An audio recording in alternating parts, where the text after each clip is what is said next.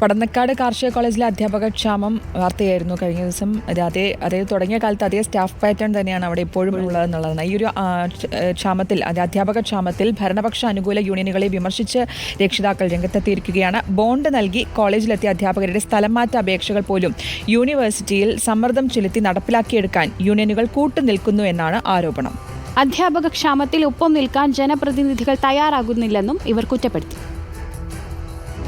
Indian council of agricultural research centre Iker നിർദ്ദേശിക്കുന്ന മാനദണ്ഡങ്ങൾ പാലിക്കാത്തത് അക്രഡിറ്റേഷനെ ബാധിക്കുമോ എന്ന ആശങ്കയിലാണ് രക്ഷിതാക്കൾ. 61 അധ്യാപക തസ്തികയുള്ള പടന്നക്കാട് കാർഷിക കോളേജിൽ നിലവിലുള്ളത് 27 അധ്യാപകർ മാത്രം. 18 അസോസിയേറ്റ് പ്രൊഫസർ തസ്തികയിൽ ആരുമില്ല. 5 വർഷ ബോണ്ടിൽ ജോലിയിൽ കയറുന്ന അധ്യാപകർ ഒരു മാസം പിന്നീട് മുമ്പേ യൂണിയനുകളെ പലതരത്തിൽ സ്വാധീനിച്ച് സ്ഥലം മാറ്റം നേടുന്നു. ചിലർ ഭരണാനുകൂല യൂണിയന്റെ അറിവോടെ ബോണ്ട് നൽകി ജോലിയിൽ കയറി പറ്റുന്നു. പിന്നീട് പതിവ് പോലെ ആഗ്രഹിക്കുന്ന സ്ഥലത്തേക്ക് സ്ഥലം മാറ്റം നേടുന്നു. ഇക്കാര്യത്തിൽ അന്വേഷണം വേണം. 5 ബോണ്ട് ഉള്ള ഈ അധ്യാപകർ എങ്ങനെയാണ് മാസങ്ങൾ തികയുന്നതിന് മുമ്പ് തന്നെ തിരിച്ചു പോയത് എന്നുള്ളതാണ് ഏറ്റവും വലിയൊരു പ്രശ്നം. അപ്പോൾ അതിൻ്റെ വേണമെങ്കിൽ ഒരു അന്വേഷണം പോലും അതിന് ആവശ്യപ്പെടാൻ പറ്റുന്നതാണ്. നമ്മളത് ആവശ്യപ്പെടുകയാണ്.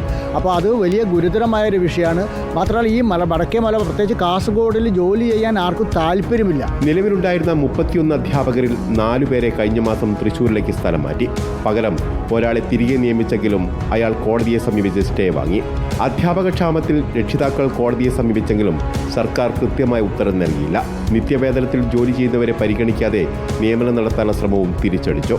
മുഖ്യമന്ത്രിക്കും മന്ത്രിക്കും പരാതി നൽകിയിട്ടും ഫലമുണ്ടായില്ല. വടക്കൻ കേരളത്തിലെ നിർബന്ധിത സേവനം അധ്യാപകരിൽ നിന്നും ഉറപ്പുവരുത്തണമെന്നാണ് രക്ഷിതാക്കളുടെ ആവശ്യം. കാർഷിക സർവകലാശാലയിൽ പ്രതിഷേധിക്കാനാണ് അടുത്ത നീക്കവും. റിപ്പോർട്ടർ, കാസർഗോഡ്.